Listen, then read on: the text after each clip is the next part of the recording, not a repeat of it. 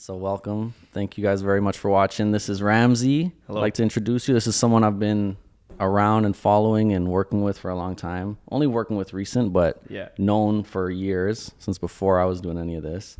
When you had your first Jetta, or one of them. Back at the OAC days. Yeah, man. Yeah. That is wild. What a facility. You know man. who I ran into? I love that place. I know. It was a beautiful, just to be able to play indoor-outdoor tennis, squash, steam rooms, You know what's crazy? My girlfriend's dad used to go train at that gym when he was younger, and there was a restaurant there, and it was like this whole club. Like they'd go, they'd work out, they'd hit the restaurant. And it's just crazy. There's the pool facility. outside on the way out. It was great.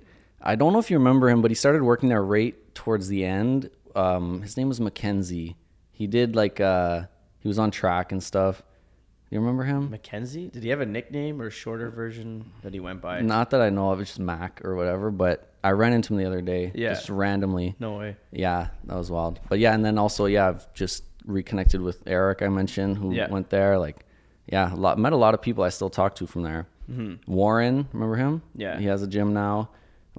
You were training pretty hard at the time. When I was. You back were lifting, then. Crazy weights. That's when I was competing in powerlifting at the time. That's awesome. And now I'm completely out of there. Now I'm an entrepreneur. Yeah, I have no time to work out. For a gym. But one thing, so I've watched a lot of your podcasts. Thank you. That's another thing. You do podcasting. You were a big inspiration behind this. Just coming to that studio, seeing the podcast, it's all so cool. I love it. But I noticed you like to ask your guests what creativity is to them. You've asked that a couple times, and I would like to turn that on you. Here we are. I've never been a podcast guest, Mason. Yeah? I don't know what to do. I feel like I'm interviewing you right now. No, you don't get to ask no questions. But yes, if you had to answer that question. Creativity to me is endeavoring in a direction, in a just a project that's just completely unknown. Yeah. Completely new. It's coming up with a solution for something that a problem that's unique to you, and a solution that's unique to you. Yeah. And sure, there may be a million other ways to do it, but it's just about finding the way that works best for me. And it is also an enormous form of expression. Yeah, because I find like when I was growing up, I never I guess related to people who were textbook artistic, creative. I totally agree. Couldn't draw. Yeah. I couldn't. I wasn't a writer. I wasn't a drawer. I wasn't a musician. Any of that. Yeah. So as I grew older, I found creative expression through doing something new. Yeah. Whether it was building something, whether it was modifying something, whether it was creating an experience for myself or for people around me. Yeah. It was always just about that leap into the unknown. I guess that is kind of what creativity is to me. That's a great way to put it. And but I can totally relate to that. Even when getting into photography and stuff, it took me a long time to even say to myself that I'm creative in doing what I do. I always looked at it as very analytical. I started out doing product photography, so it was very logical. It's not super creative, but of course creativity works into it.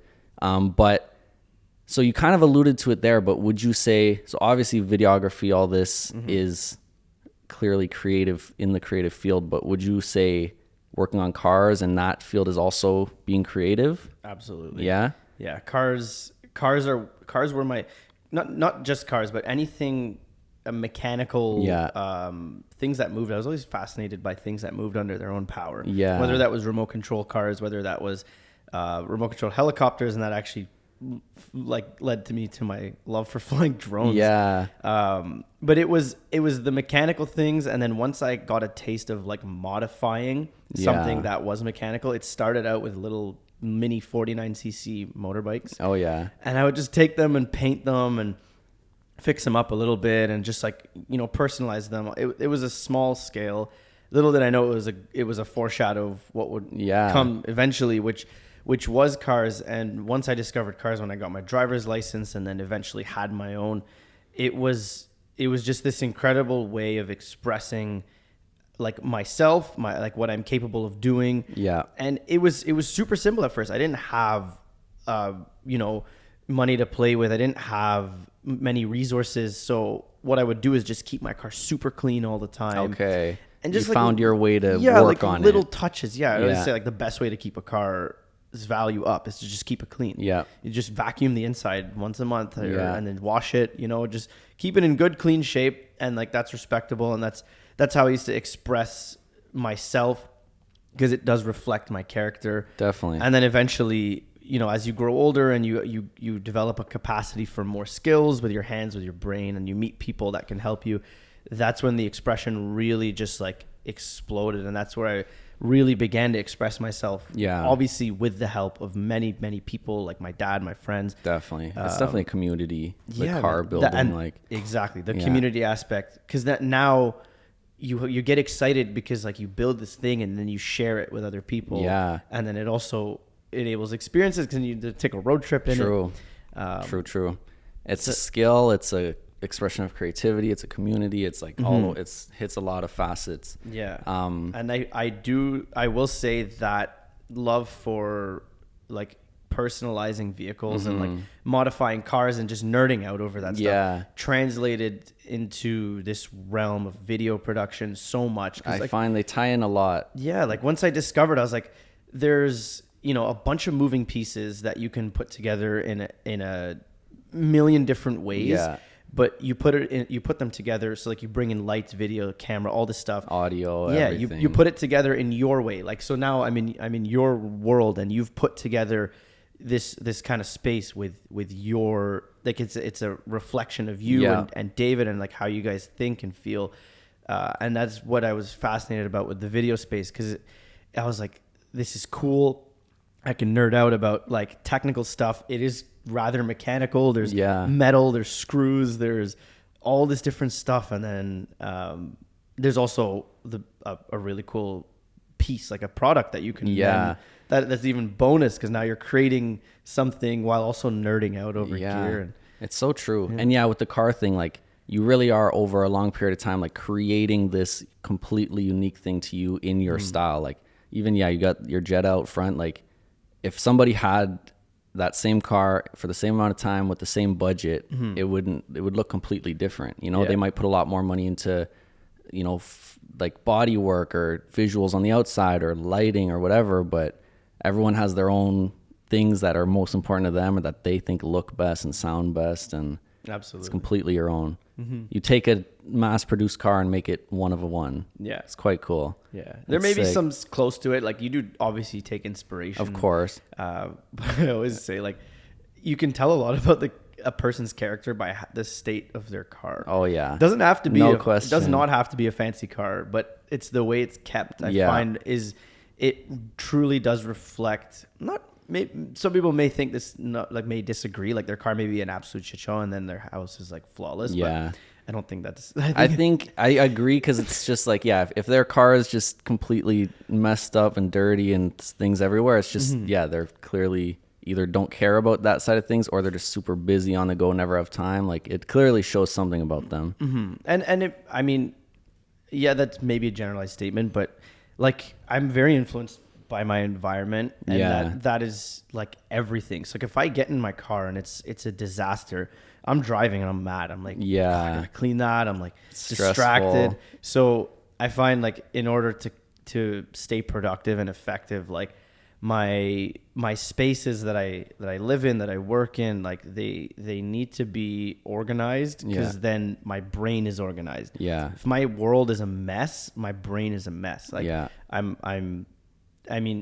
like even though it may not be obvious, like the environment does influence you a lot. Definitely. No, I 100% agree. I think, so it's so funny. I don't mean to like diagnose you, but you sound a lot like a lot of what you describe sounds like someone who has ADHD. And I was going to bring that back to, never diagnosed. You should check it out. You should look into it. There's some good. I've done Adderall a few times in university because you're like, oh, this is gonna make me so smart. Yeah. And you do it, and you're just a zombie. Like it's wild, eh? Absolute zombie. Yeah. You just like don't do it. Spend 6 hours looking up the wrong things, like the things that aren't related. You just dive into like how lightning storms are produced and just learn everything you can about that. Yeah. No, it's bad. Recreationally, it's just not meant to go that way. It's a daily thing. Diagnosed. Do not recommend. No. But the reason I say that is I find a lot of people who kind of show those tendencies agree with what you said, and I'm the same, where we don't think we're traditionally creative or artistic, but we always just lean into the building, the creating, the mechanical side of things. And I was the exact same way. Like growing up, I would like take apart Game Boys and clean them and fix the screen and put them back together. Like I was the same way, and it always leads into, for some reason, cameras or just anything that involves equipment and building and that type of things. Like it's creativity with a lot of logic behind it. Yeah. And I used to take so better. many things apart. Yeah. My family would always be like, why do you touch everything? Like I'd always like to touch stuff. Because like, again, sensory input is very powerful. So like I like to feel stuff. I like to smell stuff, and like not in a creepy way. I'm not like, let me come smell you, bro. Like, but the same way, like you get information from all of your senses. Absolutely. So when it came, like when I was a kid, I would just like press buttons. Like, what does this do? What does this? Or just be fidgeting with things. Yeah, I'd be like, I'll stop touching everything, and I was just like, what? I know. Why are you not touching it? Of course, you got to see what it's like. I took so many things apart. Yeah. Anytime something would, like a household appliance would break, I'd like, yes, can I take it apart? I can fix it. You don't need I didn't even want to fix it. I just wanted to take it apart. You don't need that anymore? Okay, cool. I'm gonna take that. That's so funny. Yeah. No, that's like honestly one of the first ways I've applied that is basically that. Anytime something breaks, I'm like, before I even think about buying a new one, I'm opening it up. Maybe I can see what went wrong, try to put it back together, and sometimes it works. You'd be surprised. And you'd be surprised what you can see on YouTube for anything, like building anything. And you'd be surprised how much stuff that you think is garbage can be fixed. Oh, and yeah. Continue to carry on life forever and ever. I think I spoke about this with like one of my friends, Luke, but just like fixing old stuff. Like, we're very wasteful as a society. Like, oh, my car needs $1,000 in maintenance. Let me go get a new one. Yeah, I can't bother. But if you just learn how to get a little handy, like there's so much money to be saved, so much longevity out of things if you can just do those things yourself and know how to do them. Yeah. And that's something I find we both are kind of into, bringing back older things, is film. That's something you're really into. Yeah. I don't know if that's on frame, but that is, I don't know if it's sick. I'll pick it up, though. That's a beauty. Nice little point and shoot. Olympus Mewtwo. Beauty. Take a pic. I didn't even look through the viewfinder. I probably should have done that. That'll be good. Yeah, bringing back old things. I mean, we got a couple up there. You shoot film. You shoot medium format, right? That's medium format there. I haven't shot it in a long time just because it just got expensive. Yeah. So yeah, medium format, it's the same price in terms of rolls and developing, but instead of 36 photos, you get 12. Jeez. So that makes it a lot harder. And that one's slightly broken. So usually about 6 out of 12 actually work. Oh. So I'm literally getting 6 photos for like $30. Is it jam? The film jam? Yeah, the shutter's jammed, and that's one I'm scared to take apart because there's no YouTube videos on that. Yeah. But I've asked around to get it fixed, and it's like hundreds of dollars, and it's like one day for sure, because I would love if I can rely on that. But then the AE1, that's beauty. That works every time. AE1 as well. It's beauty. The light meter's broken, but it otherwise it's beautiful. That's a point and shoot film camera. That used to be our family's like camera. Like that was full? That was our family camera. Oh, really? This was from... Yeah, this was my parents' camera. Way. Like when we were kids, that was the camera they took around. It's a 35mm lens, f2.8. It's beauty. Auto light meter, auto got exposure. The digital counter. Yeah, it's got a timer. It's got a like anti-red eye. It's actually got a tripod mount. So these things, like, no way. These things blew up and like went, because film had like a little bit of a renaissance, right? Like, yeah, absolutely. Came back and everyone was like, "Yo, this is literally a sick point and shoot." Now they're worth like $900. Yeah, wow. On like Etsy and eBay, like no a good way. condition one, and like I found it in my basement. Yeah, I was like, see, that's cool, a perfect example. Like, just take care of something and it'll last your whole life. Forever. Like, I love film though. It's so fun. It's I know it is becoming more mainstream. You got guys like Peter McKinnon now. Yeah, he's shooting film. I think it's cool. I mean, he's shooting on like a freaking $8,000 Leica film camera. Really? I haven't kept up with him, but I saw him that he's transitioning to film more. And like his reasons are similar. I feel like most people, when you're so immersed in the processing of digital files, like just to put in perspective, like with our company, we have like over 80 terabytes of like archive drives. Wow. 80,000 gigabytes just because of store files. So there's so much processing and file management and organization and storage. And then, so now it's like, okay, I'm hanging out with my friends, my girlfriend, my family. I want to take photos. I was bringing my digital camera, taking the photos, but then afterwards I'm like, I gotta plug the memory card in. Now it feels like work.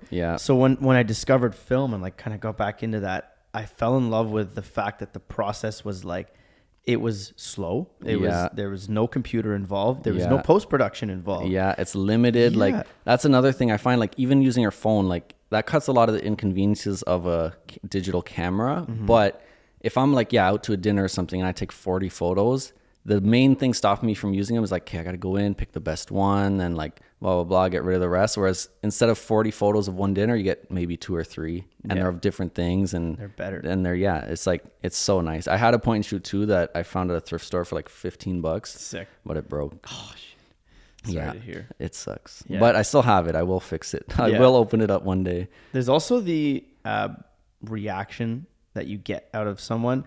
When you point a phone at someone, it's kind of weird. Like if you were to whip out your phone and take a picture of me, I'd be like, what are you doing? Are you just like going on Instagram? Are you weird? Like, you want to look at this later on when I leave?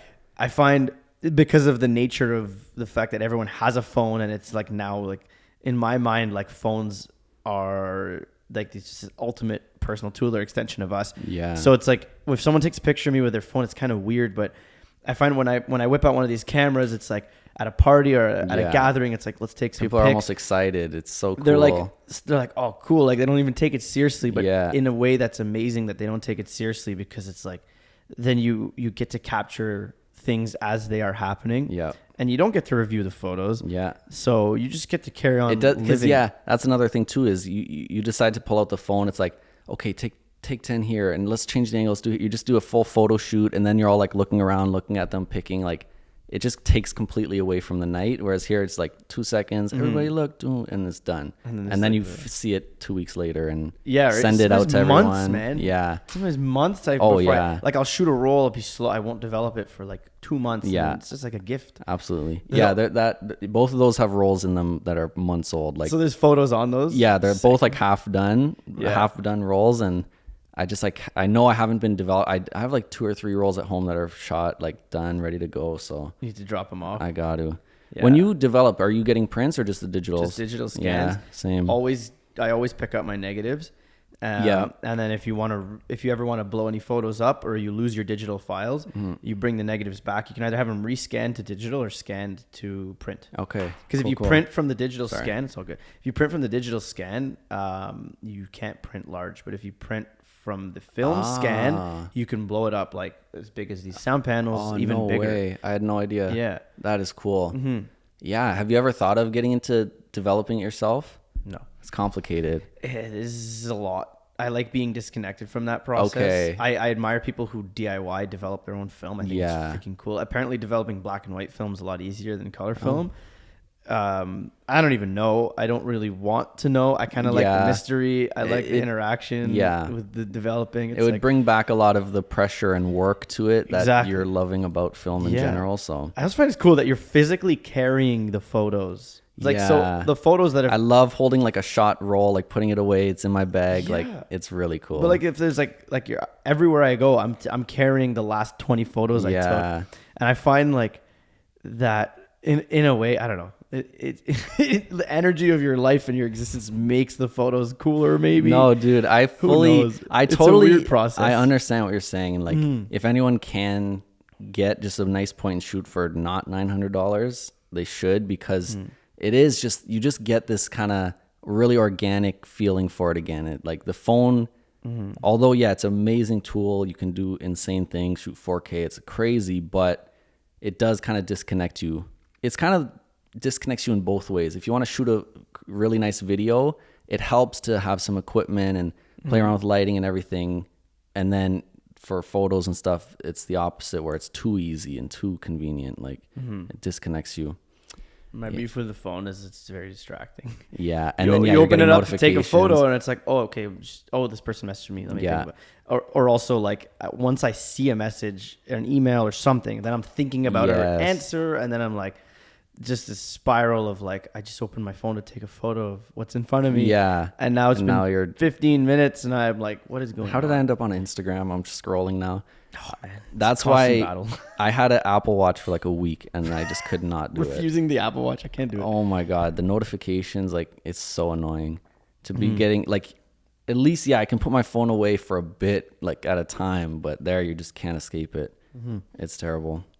But about the creatives, the podcast. So how long ago did you start that? I started the Creatives podcast in officially. So, okay, what I did is I had the idea, was mulling it over and I was like, this is interesting. And one evening I said, screw it. I just recorded like a pilot episode. Okay. And I said, this is what I want to do. I just put it out in the world. Yeah. I said, I want to talk about creativity. I want to explore creative people, creative processes, creative things. And I said, if you embody creativity, let's talk. And then nothing happened for a couple months because of life, because of logistics, time, whatever. Was this during COVID or a bit after? It was 2022. It was towards the end of the summer. You could meet up with people. It wasn't super scary. It was coming to an end. Like the whole lockdown, being scared of sitting beside someone was over. Everyone was done with that shit. Yeah. And then it was just like, it was like October or so, maybe a bit earlier in the year. But I ran into one of my friends who's a music producer, and I was like, we were just chatting. He was telling me he works out of the studio, which was Midnight Hour Studios. Okay. And he's like, he's telling me that he works there. I was like, do you want to record a podcast? Like, I have this thing I want to try. Like, would you want to be a guest? He's like, sure, why not? So we did it. And then that spiraled. Yeah. Not spiraled in a bad way. It was like, ooh, this is fun. Yeah. So you just wanted to keep it going. It was fun. It was challenging. It was a way to just explore. Yeah. Meet new people, learn things, test experiment, things out. And just like no pressure. Because, excuse me, at the time I was trying to create YouTube content like regularly. And it was just like, there was just like, it wasn't working out the way I'd imagined, like on a personal level. Yeah. And then I was like, okay, let's podcasting. I like conversation. I like the kind of low pressure environment where it's just like roll the camera, roll the mics, and let's talk. Yeah. It's nice. I like it a lot. And then it just kept doing it, like just episode by episode. At first I was like interviewing people in their space. Okay.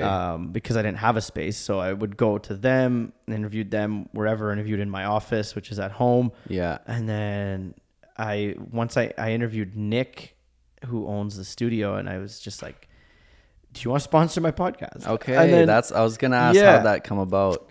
Yeah. He was talking about how they have like these like members of their studio. Yeah. And I was like, I'd be down to use your space. I love your space. The location was good for me for where I live. Loading in and out was easy. It's on the ground floor. Yeah. So I was like, do you want to sponsor the podcast? Maybe like subsidize the rent cost, and then I'll mention it. We give the listeners something. Yeah. Like, yeah, I'm down. Cool. Yeah. He's like, I'm down, because he was down to have people come through their studio. Yep. So after about episode 5, Midnight Hour Studios came on board, and then we've been recording there. It's now, we just finished the 18th episode of the podcast. Yeah. Which is the furthest I've ever gone with a podcast. Yeah. And I think what helped make that possible was having an editor. Okay. Because recording, I had 2 podcasts prior with other people. One was around cars. One was around kind of camera stuff. I had no idea. Yeah, so there was the Flat Tire podcast. I did that with my friends Keishan and Brandon. Okay. It was car related. We would just like sit down and just pretty much just talk shit, but also just talk about cars and stuff. And it was kind of, I think COVID actually put a fork in that, because getting together, we had done like 8 episodes, and then COVID came in, and then we're like, we can't hang out anymore. We're going to go to jail if we hang out. Yeah. Kind of dissipated. And then I started another one with Andrew called Take One Podcast. Okay. We did a couple episodes. The conversations became redundant. And then I found we were talking about like how to get in a video and how to do all this stuff. And then I was like, all I'm doing is talking about this, and I'm not doing it. And I was like, I need to make some moves here. Yeah. Kind of killed that off, because I was like, I'm putting way too much effort into talking about shit and not actually doing it. Okay. That died. And then, but I was always drawn to podcasting. Yeah, clearly. As narcissistic as this may sound, I like the sound of my own voice. because I like to improve on my communication and my speech and I find that like critical self-reflection valuable. Like I listen back to myself speak. You can kind of analyze it, think about it a bit. I say so a lot. Yeah. Maybe I interrupt people. I don't know. I mean, I would argue communication is insanely important, and being just comfortable with it and a bit better at it than just when you're not thinking about it. Like being able to, just watch it back, think about how you communicate with someone, how you ask questions, are they leading the conversation, whatever. Like it's awesome. But not sweet. Are those still out there? Yeah, they're still on the internet. Yeah. The Flat Tire Podcast they're all on Spotify, Apple Music. Okay. Like, the Flat Tire Podcast, Take One Podcast. And now the Creatives Podcast is the one that's like active, ongoing. Yep. And that's you and a guest. It's myself and a different guest every time. Yeah. And that recipe it's been challenging because it's like, okay, I need to find guests. Yeah. It's been challenging because there's like research involved. Because you gotta like, okay, I'm bringing in this person who's like, they're 15 years into their career and they're a busy person. Like they are taking time out of the day to come and spend 2 hours with me. I need to be ready. Yeah. I want to have a good conversation. So, the whole format of podcasting, it helped me develop production. It helped me develop my team. It helped me to network like you wouldn't even imagine the networking opportunity that came with podcasting. Yeah. Because now you're giving someone free content. Yeah. You're giving them free a platform to talk about themselves. And I'm sure as you do it more, you're starting to realize the value for yourself, for exposing your business. Yeah. And also getting exposed to your guests, network of people. Absolutely. There's so many things. It's very mutually beneficial. And it kind of just gives you an excuse to say, hey, want to come chat for a bit? You know, like sometimes it's like, it's hard to do that without sounding like you're trying to get something out of it. Whereas here's like, hey, you want to be on the podcast? Yeah. Like it's easy. And then, you get to meet someone new. It's sick. But how's it been for you? It's been cool. Do you like it? I like it a lot. I like it a lot. Like, it's funny you say you like the sound of your own voice, whether I find most people like hate it. Like if you hear a video back, it sucks. But there's something about like when it's good quality audio and like everything, it's totally different. It sounds so nice. Like everyone we've had in here, whether we recorded or not, we're just chatting. When they put these headphones on, they're like, dude, I could just talk for hours. Like I'm locked in. Like I like that we're locked in a conversation. Like my phone's on silent. Yeah. I'm not answering work. I'm not doing work. Like it's you and I talking and like we're in each other's ears. And that may sound irritating to someone who hasn't tried it, but I just find it's almost rhythmic. It's like, so nice because like you're having a convo, you're looking someone in the eye and you're just talking. And like, I find it has helped me come back to real life conversation. And it has improved my conversation skills because I like COVID, like locked down in a house 2 years. Obviously that's a bit of an exaggeration. I wasn't locked in my house for 2 years, but I find that really, for young people like us, like it put a fork in like social development. Absolutely. I was never like a social butterfly by any means, but then this happened and now everyone's like became a very like introverted person and like it kind of pushed us all inwards when it's like, we thrive in community. We thrive in conversation, and podcasting just like helped me retrain that like muscle. Yeah, but it's scary. It is scary. It's nerve-wracking. I get nervous for every episode. And you can't. You can obviously, but you're not really editing. Like whatever you say is in it, unless it's you really need to. But it's like it is a completely different thing, and it's similar to film in that way where it just slows things down. It just makes you just focus on one thing, just chat. But you were mentioning like it being hard to be researching every episode, which of course, because that's the thing is we're not me and David. Sometimes it's me and him. Sometimes he has a guest. Sometimes I have a guest. So it's like, this is really my second podcast of 12 that I've had to research for, So it's like, I'm not doing that every time, but as a viewer for yours, like I find it's great that you do your research because these are people, like I mentioned before, I don't know if it was before we were filming, but these are people I've been following for years and looked up to in Ottawa in their creativity. So to see you asking like real questions about some of the work they've done and where they see it going and how they came into it, it's like, it's really cool to watch. Like, I'm glad you enjoy it. It's really good. Like, it makes me happy that you enjoy it. And then it brings you value because absolutely. That's, I did want to know I was curious about these people's lives. Yeah. But I also wanted to share it, like, because like when you look at someone on the internet, you can have this like preconceived idea of who they might be. Yeah. You meet them and all of that dissipates. Absolutely. You see this person, maybe they seem a little bit pretentious, maybe they seem a little weird. Like they've got a lot of followers. We like to quantify a person's success based on like numbers. So then all these things come into play, but then you meet them in person. As soon as a word comes out of their mouth, like none of that matters. Yeah. And that's what I wanted to do. I wanted to bring these people out of the screen, get out of the screen, and like, this is the person. And you know, for a lot of these people, that may be the only time I ever meet them. Yeah. I'm sure there's a few people on there that are very busy and very much in their own world. I may never meet them again. Yeah. But I'm happy that it's them recorded. In the schedule and now it's there. And I know it's funny. Like literally, it feels like I've met these people now. Like just having watched it. That makes me so happy. Like Justin JVL. Yeah. Like, hi Justin, if you're listening to this, dude, that was such a good episode because he's someone when I first really got into photography and stuff, I was living in Toronto. Nice. And so instantly I was like, okay, cool. There's obviously tons of photographers out here to follow, but it's like, who's from Ottawa? Like, I want to be in touch with that community of creatives. And he was one of the first people I found and have been following for a couple of years now. And like, he's one of those people, like you said, where it's like, he posts a ton, but he's not talking to his camera. You don't hear his voice or see him speak. So it's like, it's hard to get an idea of who he is or how he would act. So to see that and just hear him have a conversation, like, he's a cool dude. It sounded awesome. Like, he's freaking hilarious. Yeah. Yeah. It was great. He always kept saying, like, we were talking about some stuff. We were like, you just chalk up everything as it's just business. He cracked me up. He was a funny guy.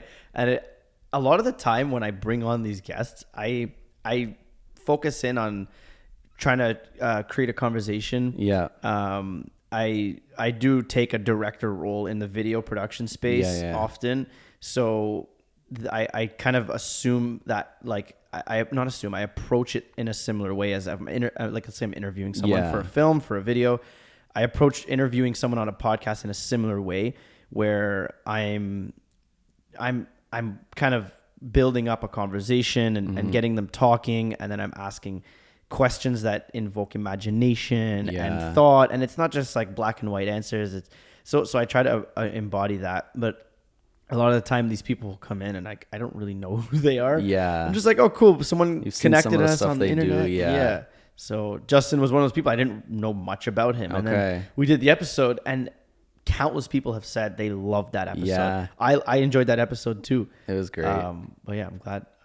It's awesome to hear that it brought you value. And I used to say early on when I started making YouTube videos, I used to do silly vlogs, and I'd say, if this video inspires one person, just one person, I'm like, it was successful. There you Set go. the bar real low. I love it. I mean, that's true though. Yeah. Like, in order, to give somebody inspiration is so insanely valuable and like helpful. So it's true. One person is really worth it. Like, but I think you're doing a lot more with this. Like, I don't know the numbers, but I know I watch it and I love it. Like, it's really, really cool. That's awesome. 'Cause like we were speaking about Peter McKinnon, and you know, someone like that, you get to see him on tons of podcasts and his YouTube and all this, but the people in your local area, like especially somewhere like Ottawa, it's so rare to see something like that where you're just getting to know so many different people and different, photographers, videographers, sound, like all these different people, to get to know them and hear about them. And it's just cool. You really are like you say, you're trying to build a community. Like, it really feels that's what's happening there. I'm glad. And I do want to eventually escalate the creatives into like events, like to have, like I've been thinking about doing, I've mentioned it on the show, talking about like inviting all of the guests for an event. Okay. That would be more of like a private thing, but I do want to host, most likely collaboratively with other people, a creatives event where there's like speakers and there's something of value. That'd be crazy. It is currently a side project, 100% side project. It is sponsored by Pano Media, which is the video production company that I own and operate.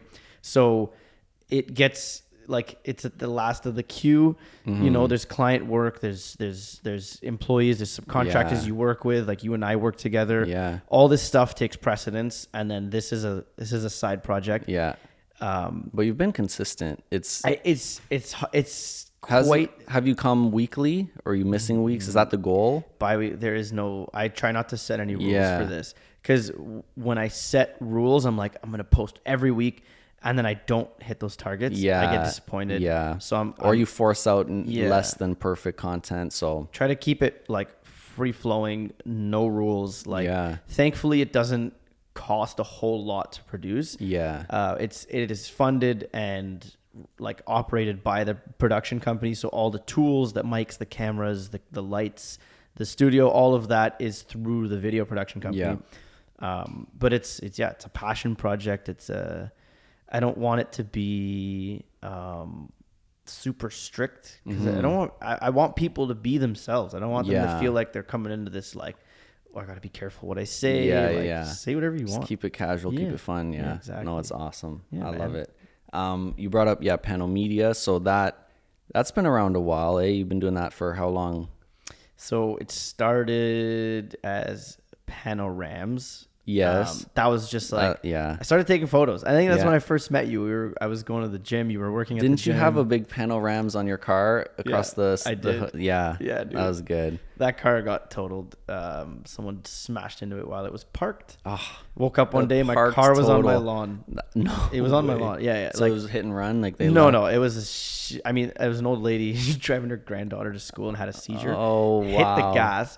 She hit a car on the other side of the road, and then that car that she hit it so hard that it came across the road and it smashed into the back of my car. Oh my God. Pushed mine up onto the curb. So thankfully everything from the back door forwards was okay. But the whole rear end was like bent. And the car was junk. Done.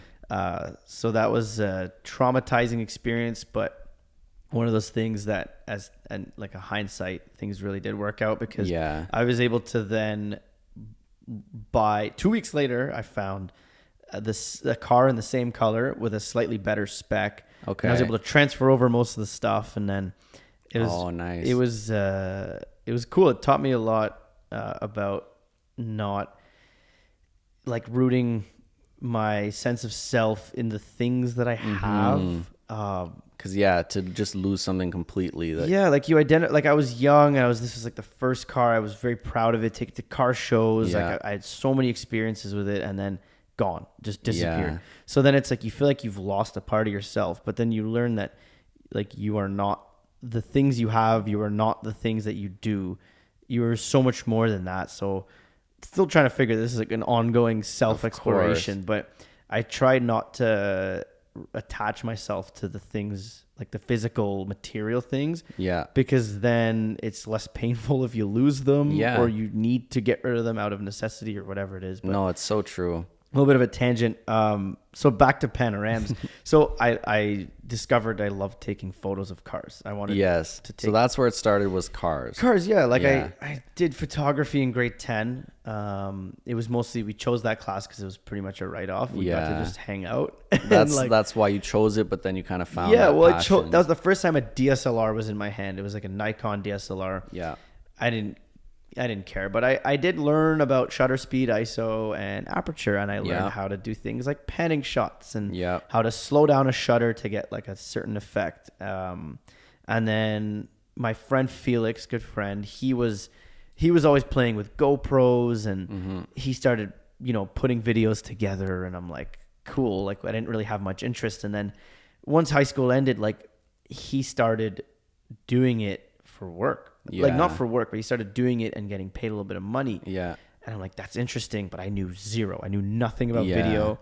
The thought of taking videos and making stuff, like what I was seeing at the time, I was like, this is insane. Like I don't even know how you do this. It's a little Like intimidating. around 2015 or something. Like, so like Instagram wasn't popping with Reels, and YouTube wasn't popping with Peter McKinnon and all these guys who are telling you exactly how to, create beautiful cinematic videos.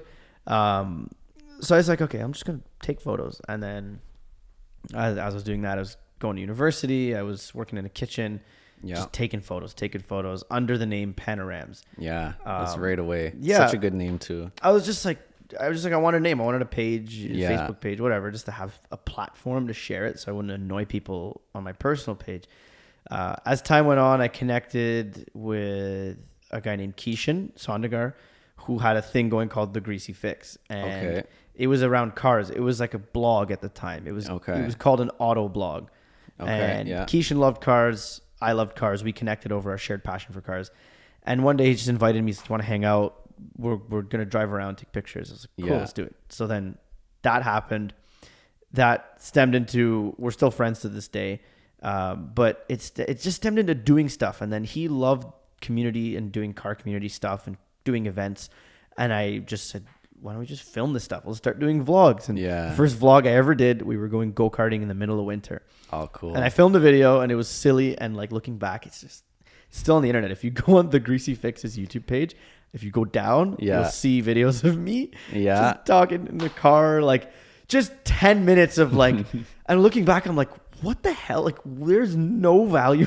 Oh man, cringe, but no, necessary. I can relate. Absolutely necessary. So at the time, it was like conflicting because I was like doing Panorams, but also working with the Greasy Fix and doing videos for them. And like slowly, I was just like starting to work with the Greasy Fix, and there was this dilemma. I'm like, I don't know where to be. Like, I don't like. I'm like splitting my efforts. Toyed with the idea of joining forces. It didn't really work because we thought differently. Like we had different mindsets and goals, and it was like a personal thing. So we went our separate ways. And then at around that time, I was finishing university. I had traveled a bit, got back from traveling. Here comes COVID. Ruins everything. And then the kitchen industry was never the same. I had been working in a kitchen for 7 years. Okay. I left the kitchen. I went to work for Apex V2R. Yes. Because I met this guy named Marc-Andre. Yep. Marc-Andre Seguin. I met him through doing stuff with the Greasy Fix, and he had offered me a job, and like months before, I was like, I can't do it. Like I'm working doing this. I work in the kitchen, still in school, trying to figure it out. And then 180 world crumbles. The kitchen life is not the same. You got to wear a mask in a hot kitchen now, and no one's eating in the restaurant anymore. I was a breakfast chef. Some of them are closed. So every day we were cooking breakfast like 7 hours straight. Like we were going ham. Like it was a very busy restaurant. So that ended, and I was like, I got to get out of here. Like this sucks. So I called up Mark. I was like, hey, is that job still on the table? And he offered me a job 2 days a week. But it was my first time ever doing video for work. Yes, I remember seeing those and like seeing that. Okay, you're getting into it. You're starting to like really do work in this space. Like, So then, I think that might have happened before lockdowns. Okay. I can't remember the exact timeline. I couldn't place it either. Yeah, but honestly, I was learning video, like working with the Greasy Fix. I was learning like how to take videos and shoot B-roll and all this stuff. And then this gave me an opportunity. But then COVID just got worse, and now they're imposing crazy lockdowns on businesses. And then I was let go from that job. But instead I was like, hey, would you like to just be my client?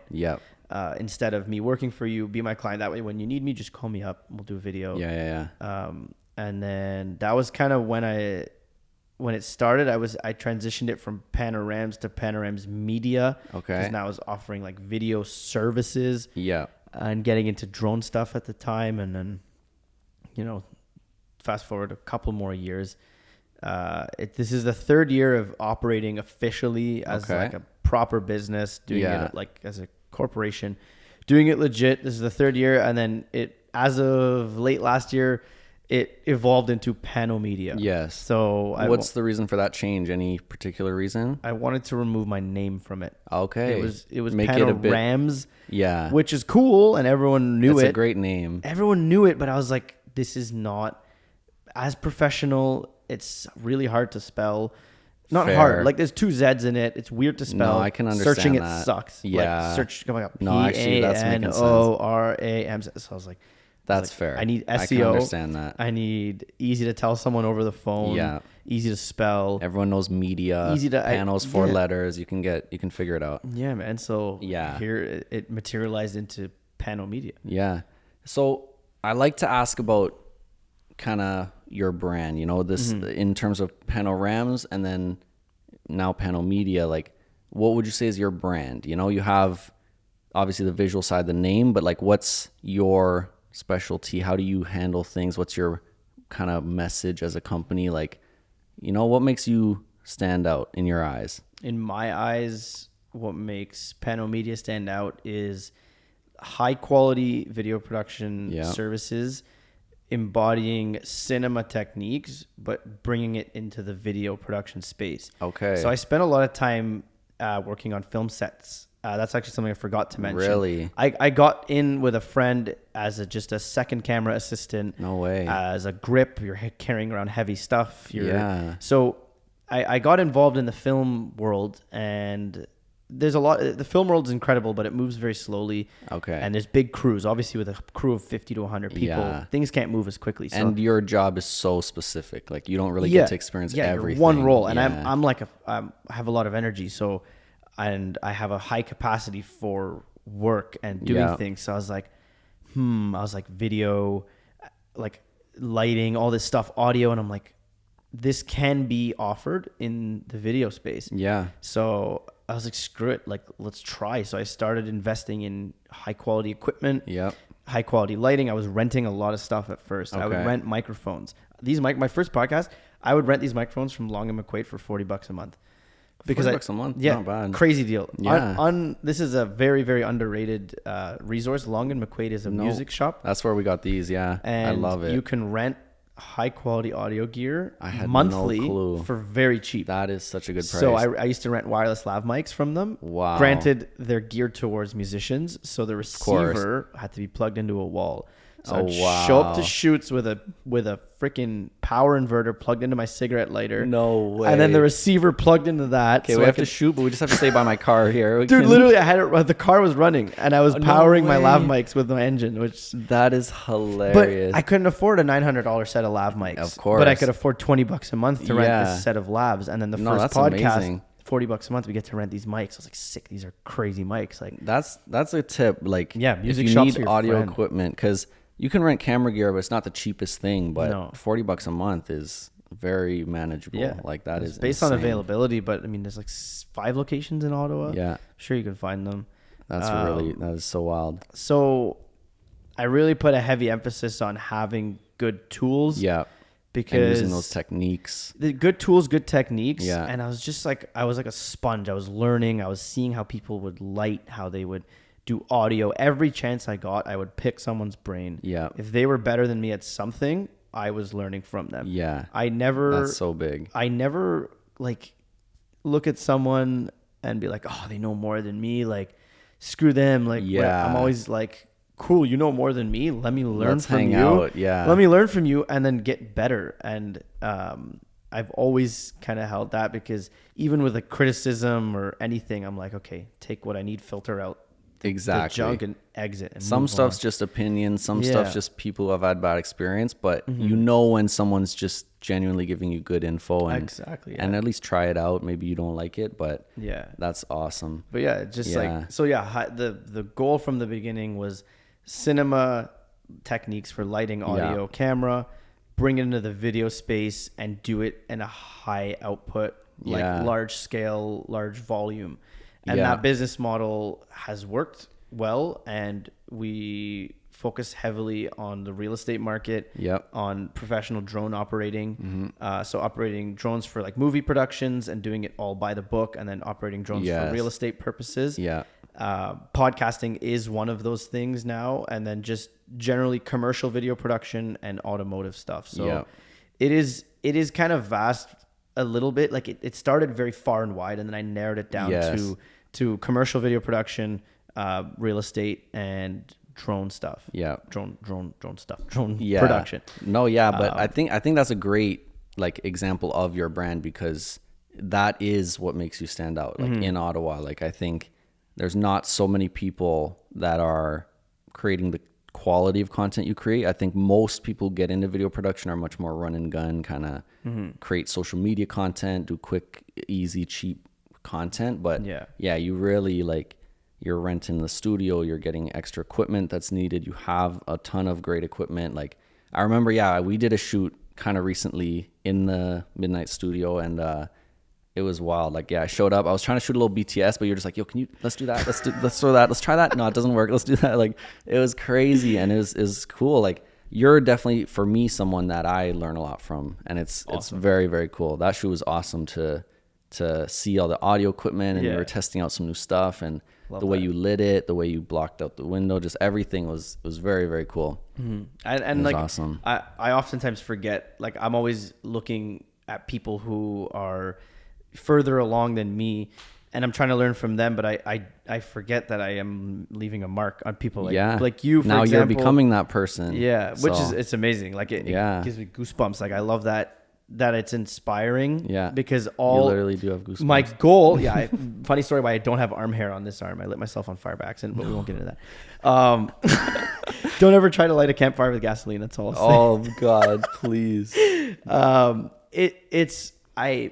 Initially, like, when I first started, I had financial goals. I had sales goals. I was like, my goal is to make X amount of dollars. I made X amount of dollars, and I was like, now what? Yeah. I was like, no, I don't feel fulfilled. Yeah. So it's a personal, I've tried to shift. So, like, my goal is to always create new experiences, enable opportunities for myself, for the people around me, and just have fun. And just like, there's a lot of grinding involved. There's 12-hour days, maybe 6 days a week. And like, this week is exactly one of them. Like, like, I'm leaving here. I'm going to go probably work for another 4 or 5 hours. Oh yeah. No, I get it. It's worth it because it's fun, and it's challenging, and it's, you know, maybe one day I'll say, screw this, and put everything down and get a 9 to 5. I can't even say that. Yeah, I know, but who knows? You never know. But no, I think you're really doing well in, because that's a question I ask, and it's not always easy to answer. Not everyone really thinks of that, what sets them apart, like what they do specifically. But you have a great answer, and I think you stick to that very well. I think it's important to have a sense of direction, for me. Definitely. Because if there's no sense of direction, and like, if it's just kind of free flowing all the time, that's not how I work. I need a bit of framework and constructive path to follow. Otherwise, my efforts don't feel directed on a day to day. Absolutely. And if you're big into learning, like if you're just all over the place, it's like you can't really get really deep on everything. So if you know exactly what you do, just learn everything about that, and it helps you just become this expert in that. That's space. a good point. Learning, like, I will never say I'm too old. No, of course. The phrase "I'm too old to blank to do this" is literally, it just murders you. I totally You're agree. Dead in the water. As soon as you say I'm too old to do this, you're admitting that you're like done. Like, because you're never too old. And what does that mean? You know, like, people become millionaires at 60, 70. Like, there's just, people become movie stars at 60. Like, it's just, there's never an end point to anything. Like, maybe I might be too old to begin my NFL career, you know, maybe that's true, but like, it's so rare that that's a true statement. Like, and you know, that's not even true. Maybe I'm a prodigy that I didn't even know it, and I get the best trainer. Maybe I'm in the NFL in 2 years. It's never too late. There's always, it's too late until someone does it. And then now that's the new baseline. Like, exactly. You can't think that way. It's so true. Yeah. You can't box yourself. One aspect of the company that I failed to mention was Pano Motorsports. Yes. So motorsports and cars, as we spoke about earlier, like, cars were a huge part of my life. Yeah. And then later, and around when I was like around 20 years old, 19, 20 years old, I discovered high performance driving. Okay. Which is driving in racetracks in high performance, like, scenario. You're driving a car as fast as you can around a racetrack. And it's safe. Like, I mean, it's, obviously anything can go wrong at any point. Definitely. But it's not, you know, doing stupid stuff on the road. It's like a controlled environment. Exactly. So discovered high performance driving, and when I was a kid, I always loved cars. I always loved looking at Formula One, even though I didn't understand what was going on. Yeah. Always watched Top Gear, and just like, cars were just huge, and I loved driving. I had the opportunity to drive when I was very young. Okay. Like in Lebanon and London, my dad would put me on his lap and let me steer. Okay. He'd let me shift gears from the passenger seat. Cool. So I was like always I was acquainted with cars from a young age. Yeah. And then So as I grew older and I started to have, I guess, like, I was an adult, I was making money. I wasn't making lots of money, but I was making enough money to go out and fund this myself because my parents weren't going to do it. Yeah. I started exploring motorsports, and I did it with friends. We did it together, and it was a great time. And as time went on, I've just slowly been trying to get more and more into motorsports. And I actually am doing my first race this Sunday. No way. First ever race in a car. I've done time attack. I've done go-kart racing. I've done autocross. I've never raced against other cars where it's a matter of position on the track. It is an amateur race. Exciting. But motorsports is what, like, it lights a fire inside me. Driving a car as fast as you can, and you're going through these corners, and you're like, I tightened all the bolts under this car, so this thing lets go. It's a high stakes activity, but it also challenges you at, like, physically. It is what motivates me to exercise, run, go to the gym, because it makes me a better driver. So I was very quiet about it. I didn't talk about motorsports. I didn't, like, include it in part of the operation because it just didn't have a place. But now I'm kind of trying to be a lot louder about panel motorsports, and I'm building it to be a division of Panel Media, where you'll be producing content, just content about motorsports, because it's fun. I love it.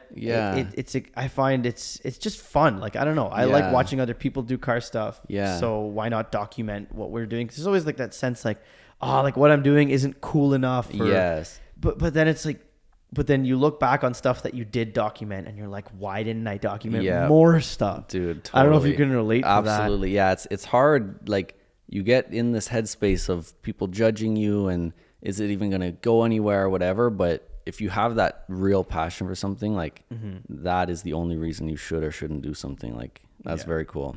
Because I remember, I don't know if this is when you were working for the Greasy Fix or not, or with them, but I remember you did a lot of, like, these interview scenes, like, on a track or, like, at a track. And I remember just that was, like, the beginning of me seeing, like, was it the racing stuff? It was, SBC? Yes. Yeah, that was separate. Completely. Okay. Yeah, that was. I remember seeing that, but there's some, I just love, for some reason, I love interview scenes. I love, like, a shot, like, just a beautiful interview. Like, you put them in their space and you show that in the background and whatever. Like, I just love it. So those were really cool. I like those a lot. But what do you see, say it again, Panel Motorsports. What do you see them doing, like, recording, creating content for a race, or is it more the interview style? Is it, like, it's going racing? Like, it's building a race team. Oh, whoa, and going racing in cars, but, like, documenting it using the power of the video production, Panel Media, and using Panel Media. Like, the way I imagine, or the way I see Panel Media evolving, is Panel Media is going to be the heart. And because content, digital media is so heavily consumed, and it's never going anywhere. Because of the way it's just integrated into us. So I imagine Panel Media being the heart, and it's stemming off into other areas. So now it's stemming off podcasting, motorsports, just using the tools of video production to then just amplify other activities. So this is an attempt. I mean, I say these things as if it may seem like I have it all figured out, but I don't. Like, this is an idea that I had, definitely, late at night or wherever. And I find when you talk about stuff and you just put it out there, and it more likely to happen. Absolutely. So that's what I'm trying to do. I'm trying to talk about, trying to say, like, okay, we're going to do this. And just see what happens. If you're wrong, whatever, you try it, right? Because I don't know about you, but I've always fallen into this trap of, like, I'm not going to talk about it till it's ready, till it's good. But then you just kind of, it's never ready. Nothing's ever done or ready. Like, you'll always, no matter when you decide to start, you'll always look back in a couple years and be like, ooh, like, I've come a long way. Like, but you just have to start, like, really. But the race, so you said it's amateur, but still, like, how many people are in it? What's the deal? I don't know. All I know is I had to get a full fire suit. So I have, like, there's, like, some material called Nomex. it's like a fire resistant material. Pretty much just buys you time to get out of a burning car. So you need shoes, you need spandex like pants, spandex like long sleeve, a balaclava, socks, gloves, and then an overlayer suit and then a helmet. So it's rather expensive, but it's your life on the line. Definitely. So that's the requirements to like enter. That's the rules. Yeah. And isn't it like to even drive on a track you have to have a roll cage? Isn't that only if you have a part of it? convertible?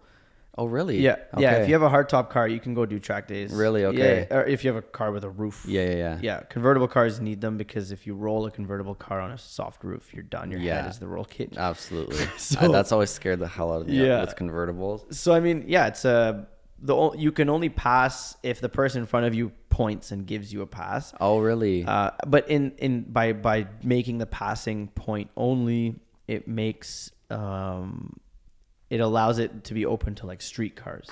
I see. And because then once you go into real race, like even higher intensity racing where you're passing cars, you need the full roll cage, 6-point roll cage fire suppression system, kill switch on the outside of the car. Okay. Like you remove the windows, they remove the glass on the windows to then add side bash bars, so it gets complicated. But is the point thing kind of like built on honor system? Like, you got me, go pass. I mean, it's amateur racing. Everyone's there to have fun. Personally, like I like driving and racing because it's like a personal challenge. It pushes me to stay physically in top shape, top shape as I can.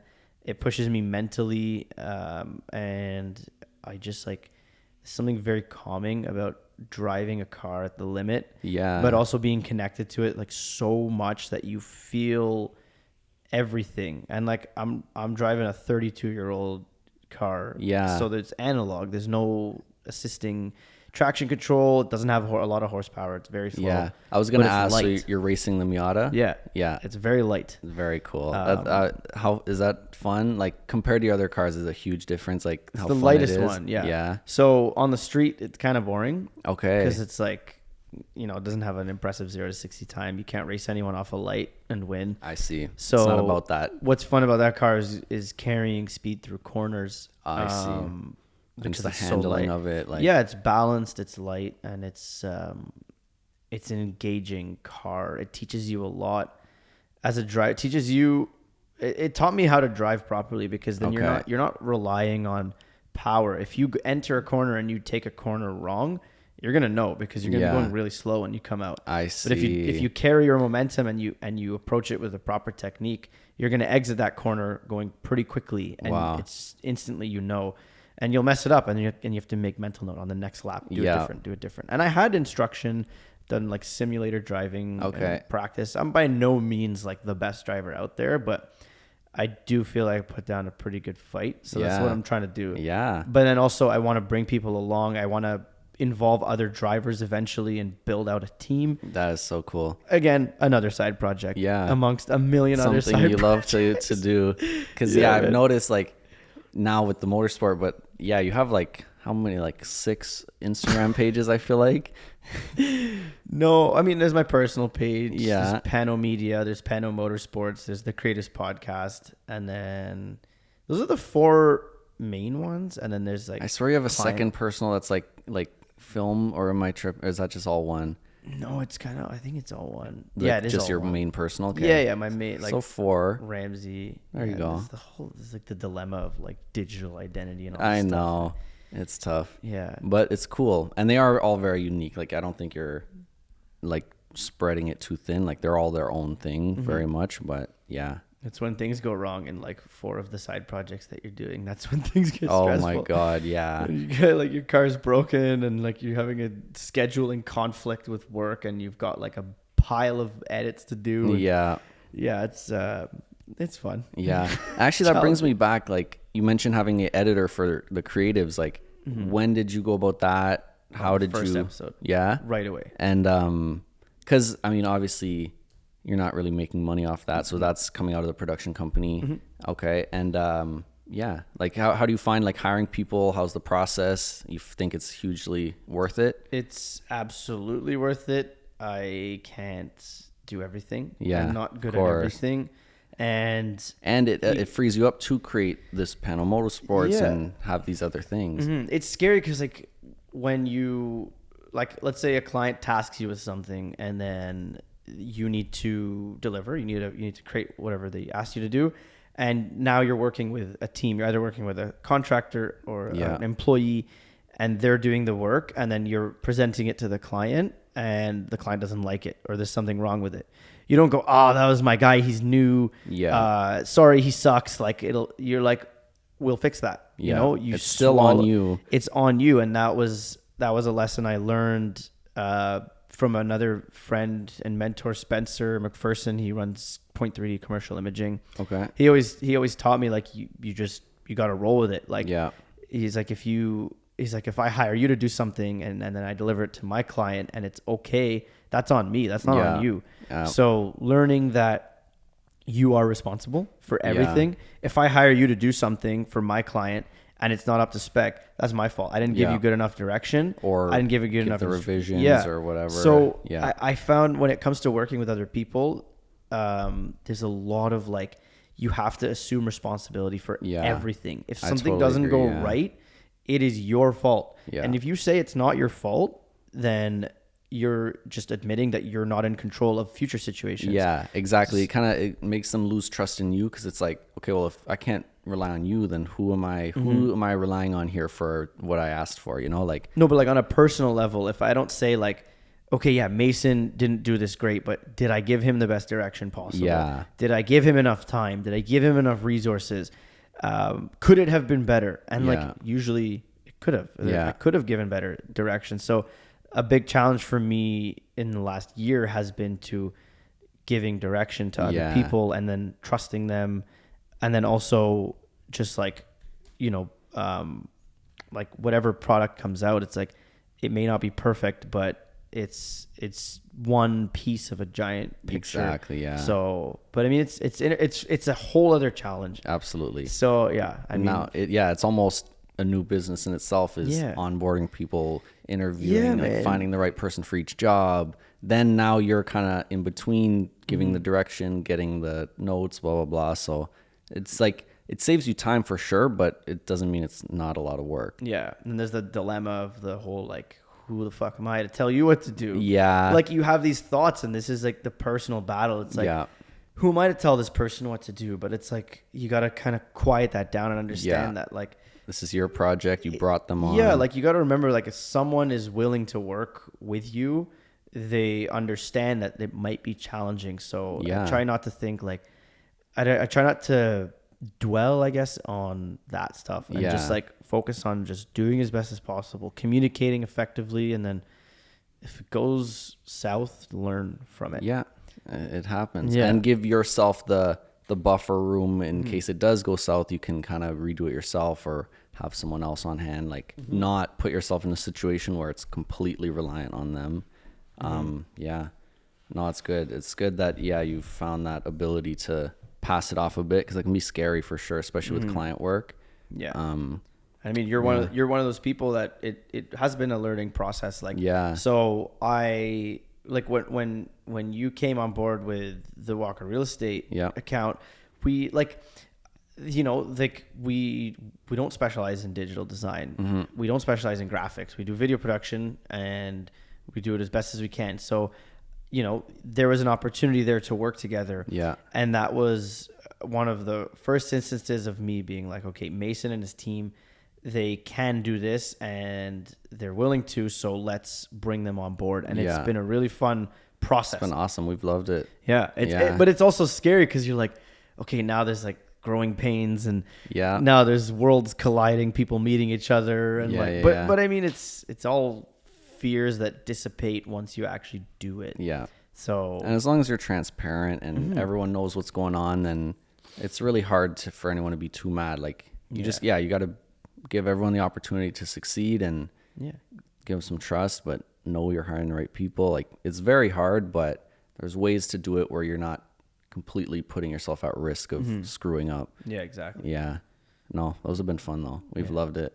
It's very cool. Like, like I see them on buses, like the dude, billboards we do. billboards. Like it's so cool. Yeah. It's very, very sick to The see. billboards, the flyer. I'll get the flyers in the mail to my house, and I'm like, Yeah. You know what's so funny is Walker just sold a house on my street, Sick. and then handed out some flyers to people. So yeah, it's just cool to see the back end of it now. Yeah. But yeah, no, it's sick. Yeah, I love that distribution gets me excited. Like Seeing it, I always something think- about the physical, like well, there's the physical, and I often think like I always think about the chain of distribution where it went from like, okay, this image went through my camera, yeah, then onto my memory card, and then into my computer, processed, sent over the internet to Yeah. someone else that was then either printed or broadcast on TV. And I think about that, like how many things it had to pass through to Yeah. reach this like its final location. and all of that started cool. with a idea that Yeah. you were able to, like turn it into all that. Like, Yeah, it is a exactly. very cool thing. Yeah, man. And- I look forward to whatever the future holds. Like I'm Yeah. always trying to include as many people as possible in the Yeah, process. I've noticed that, And it's very cool. It's just it's a matter of opportunity and just time, and things do move a lot slower than you want them to. Yeah. And sometimes months may go by and like things are kind of mundane, but it's I don't know. I feel like it's the nature of the world we work in. It's not Yeah. always going to be like It's definitely booming. waves to it. Yeah. Yeah, but then you got to learn to take the opportunity to develop other aspects of either yourself or your business, or just take a break. Yeah. Which is one thing I'm not so good at doing, Yeah. and I want to do it more because every time I take a break, I'm like, I don't You want to come go back strong. I don't Oh, want to go really? back. No, because Yeah. I'll take a short break. I'm like, yeah, I'll take a weekend vacation. Then I'm like, I need 10 days. I don't need. I see. Yeah. You But gotta I'm take busy. a proper one. Yeah, exactly. But it's hard. It's hard. Like as you build out the team, that'll become easier. But Yeah. it can be hard when you're still managing, even though you have people helping. Like you still have to be part of that process. Yeah, for sure. But yeah.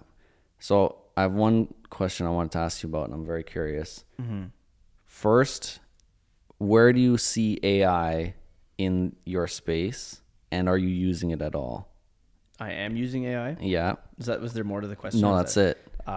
I'm using AI for more so like idea generation. Yep. So titles, captions, questions, interview questions, Okay, that's a good like one. ideas for videos, like just bouncing ideas off of literally the entire data pool that exists. Yeah. Which is like what feels like AI has like just this vast space. Yeah. I will absolutely be using it. Not like I don't think it's gonna replace, but I think it's gonna take care of the tedious, mundane stuff. I agree. We're gonna come in and we're gonna like as creators and as operators, we're gonna come in. We are going to like for example, like sorting 1,000 photos Yeah. will be done by the computer. Then you just come and you sit down and you edit the best 10 that Yeah. it picked. And maybe that's a far-fetched example, but No, but I mean, in the photo example, like I don't know how much you do photo editing, but some of the tools in like Photoshop and Lightroom are absurd. I mean, I don't know if you've been seeing the newest one where the auto generative, like where you can like literally, if I had a picture of me right now, I could draw a circle around my shirt and say, change it to a red long sleeve. And It doesn't. complete, I haven't like tried realist. It is insane. I'll show you one I did. on Lightroom. This is Photoshop. So it's Photoshop? on a beta version of Photoshop. It's not out yet, but like it is absolutely insane. Like, Yeah. like I tried that example on one, and it's literally like they had a sleeve, like a 3/4 shirt. I said, put a red t-shirt on. It brought the shirt up to here, created an arm for them, or like That's it crazy, is dude. mind blowing. Like you can literally do anything. Like I could change this into a bracelet. I could like put something on the wall. Like Yeah. it is absurd. You can actually, so let's say I have an image of you right here. I can crop it out and it'll just say fill and it'll build out the rest. And it's just really realistic. Yeah, I heard that there's obviously like the unethical applications of like undressing people with Oh AI. my God. Yeah, That is there's wild. Yeah, there's like you can undress someone using AI tools. I guess in the same concept of changing your yeah, shirt. I mean, like there's yeah. like anything that exists, there's always people that That- take it and skew it and do bad shit Yeah. with it. But that's really cool. I haven't explored it too much, Yeah. but I am 100% not opposed Yeah. to And it doesn't implementing scare you. Because no, it doesn't scare me Yeah. because I find like if me and my team and the people I work with can like free up an extra 3 hours a week Yeah. of tedious stuff For something that doesn't even take any skill. Like you're just doing these mundane things. Because then we just focus on other stuff. Yeah. Now our output can be increased. And I think that's the most practical application for me is just efficiency and output can be increased. And yeah. in the winter time is typically where I kind of retreat into my cave and develop the business. Yeah. Every winter I take the opportunity to rebuild my website, to work on branding, to work on networking, to spend time with people and just also rest. But that is actually like my plan is to get into AI tools. Yeah.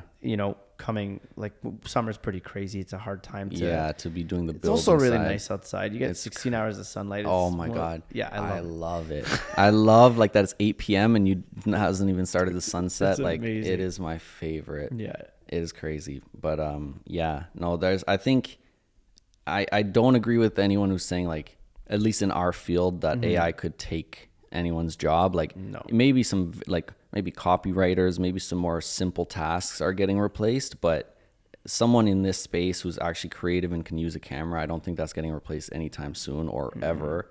But yeah, like you said, you can use it so well. Like one really practical example is in Photoshop before, if you wanted to cut out a background, you have to take the pen tool, probably take 15, 20 minutes per photo and perfectly outline them. Now there's a object selection tool, or subject selection is called, and it is immaculate every time. I could select you, it'll cut out the hole through your headphones, your hair perfectly. That's freaky. I press one button, remove background, done. Seconds. Yeah. Adobe's like crushing it, man. Even the audio enhancer, have you heard that thing? I have not. It's still beta as well, but you can take like cell phone audio. Okay. This doesn't work amazing. I've tried it on like audio recorded in like loud areas, and if someone doesn't pronounce words well, it doesn't work very well. But you basically just feed it shitty audio, and it outputs audio that sounds like these mics. Wow.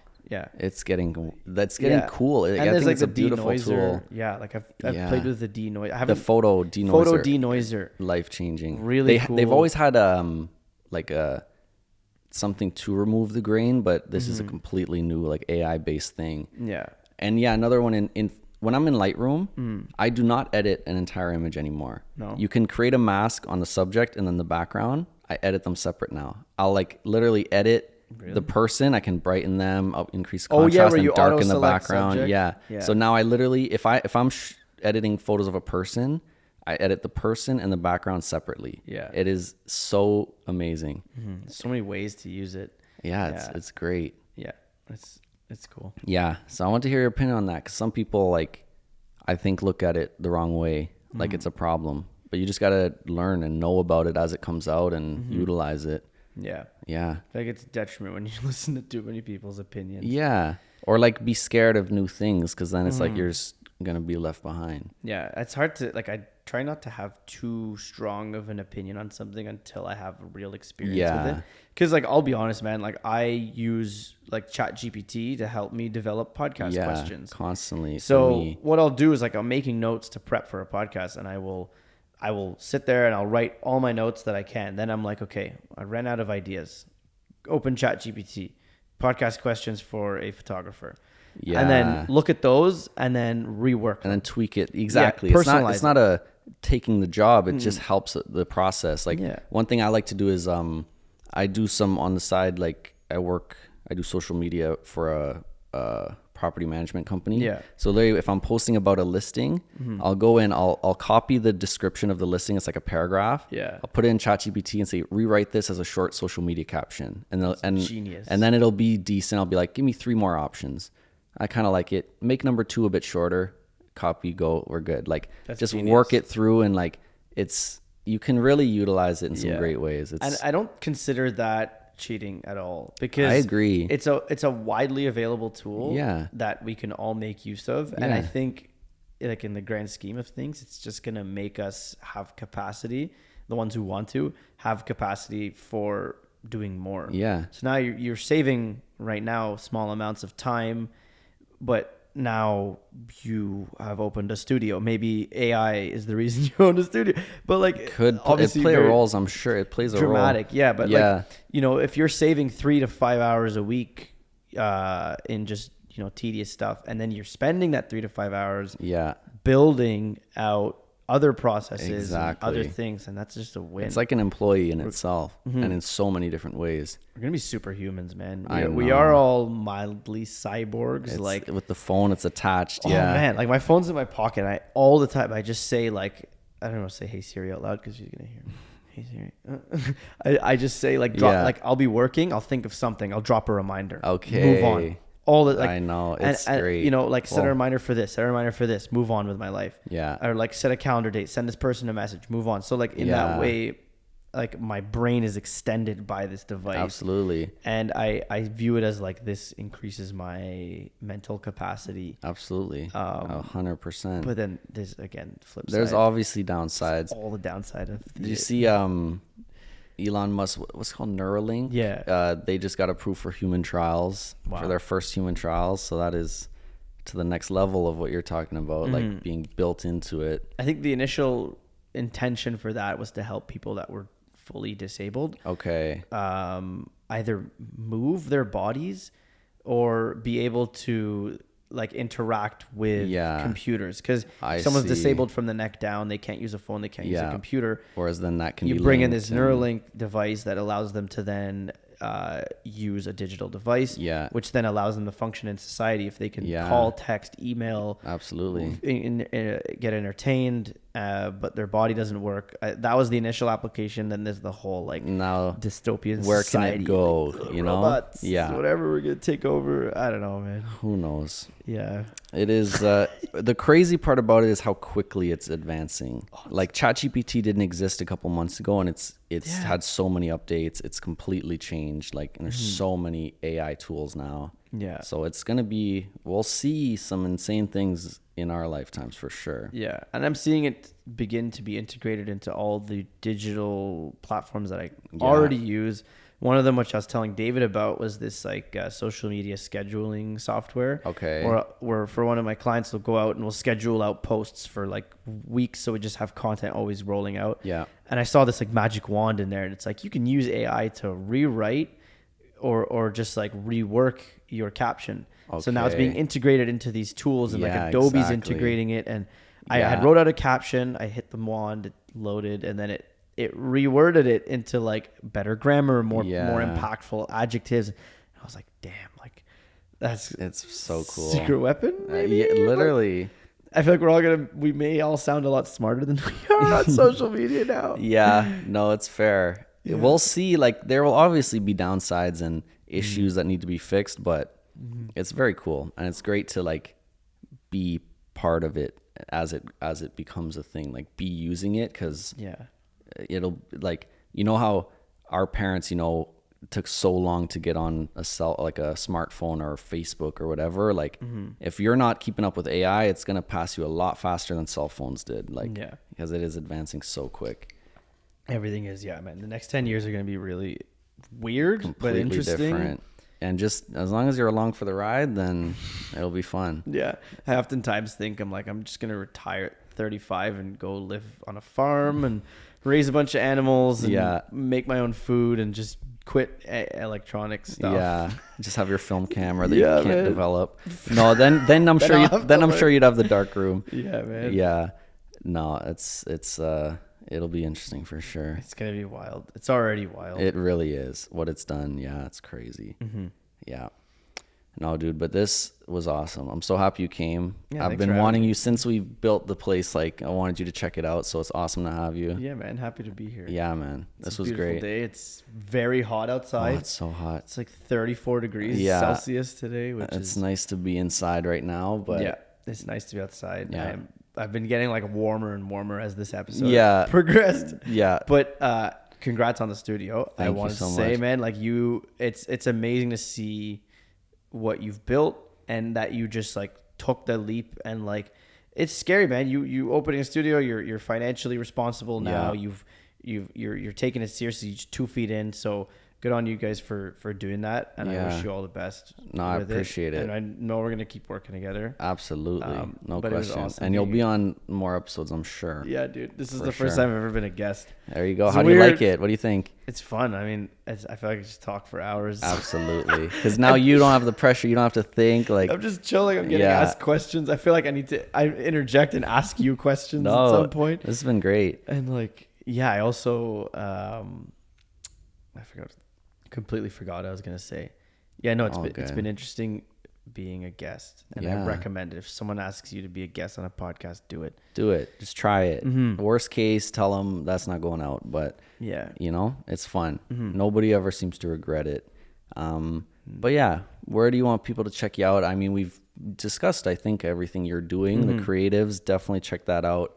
Pano Media, Pano Motorsports, like there's a lot going on, but anything you want to discuss? I mean, if you want to see what we're all about, you can just go to panomedia.co. That's our website. From there, you'll find YouTube, you'll find Instagram, and then there's just a whole like spiral of things. I try to keep things as simple to find as possible, but just search up Pano Media, and then from there you'll be directed to see it all. The Creatives Podcast, and I'll plug that. The Creatives Podcast is the podcast that we do, so check that out, and also check out this podcast. I know if you're listening to this, you have already checked it out. But check out the studio. Yeah, this is my first time here. Check us out. Awesome. I'll allow that plug, but please check out the Creatives. It's really, really cool. I'll put it below. I'll put Pano Media below. But thank you. It's it's great. Sweet. And this was awesome. Thank you so much for coming. Thanks for having me. Yeah, man. It was dope. Thank you guys for watching. See you in the next episode. Bye. Peace.